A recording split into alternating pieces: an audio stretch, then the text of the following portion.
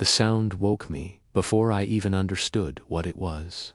It was a slow crunch, like tires rolling over gravel. But my front yard doesn't have gravel, it has grass. I walked to the window, pulled the curtain aside, and that's when I saw it. A massive black luxury SUV was parked directly in the middle of my lawn. Not near the driveway, not near the street, but right on the grass. And stepping out of the driver's seat like she owned the entire neighborhood was Karen Whitmore, our HOA president.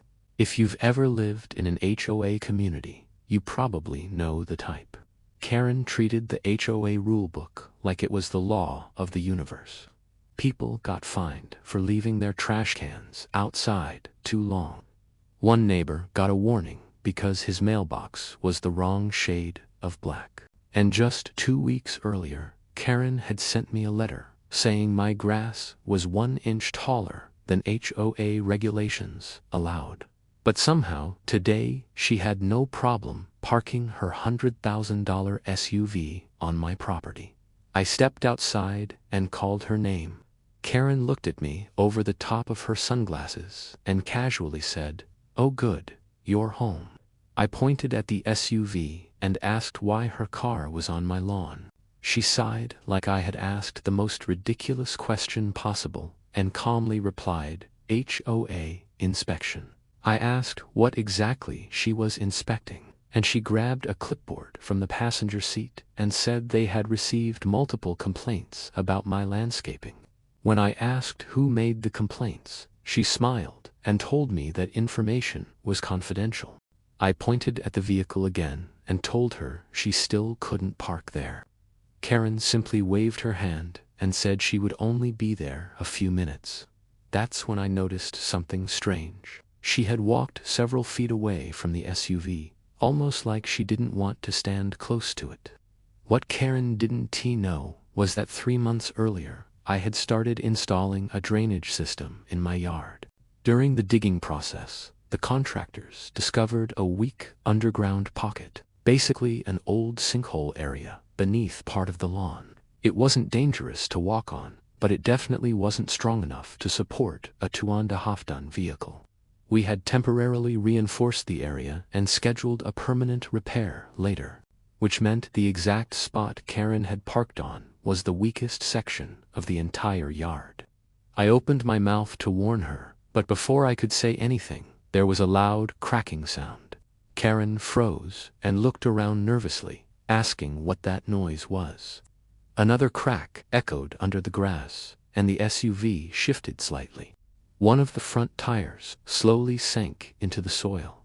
I looked at her and calmly said, "Karen, you might want to move your car." She turned around, and right on cue, the ground gave way. The front of the SUV suddenly dropped into the earth. Karen screamed as the front wheels disappeared halfway into the collapsing soil.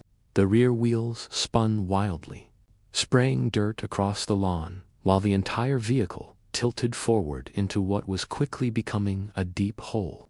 Within minutes, neighbors began stepping outside their homes. One guy across the street even brought out a lawn chair to watch. Someone else started recording the entire scene on their phone. Karen was pacing back and forth in complete panic, shouting that it was my fault and that I should have warned her. I simply told her I had tried.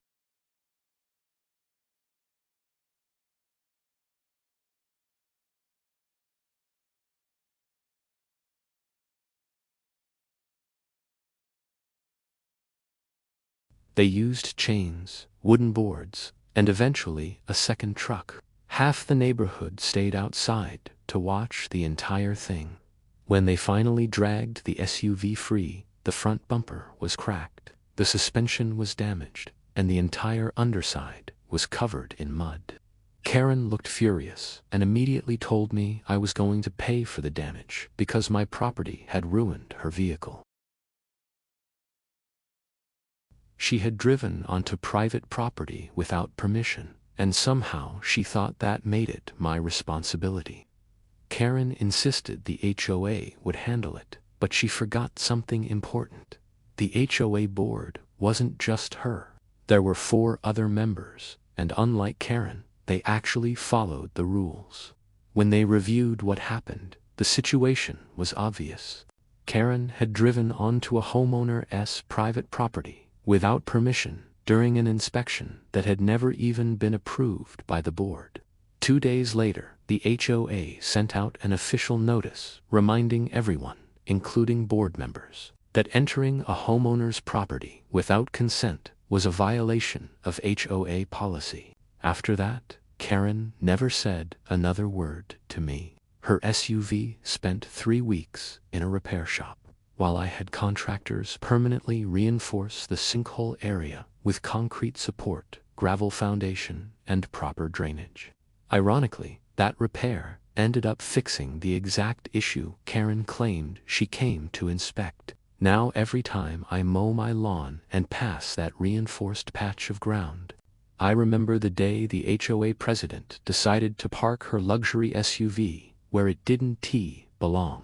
Because sometimes karma doesn't need help. Sometimes the ground handles it all by itself.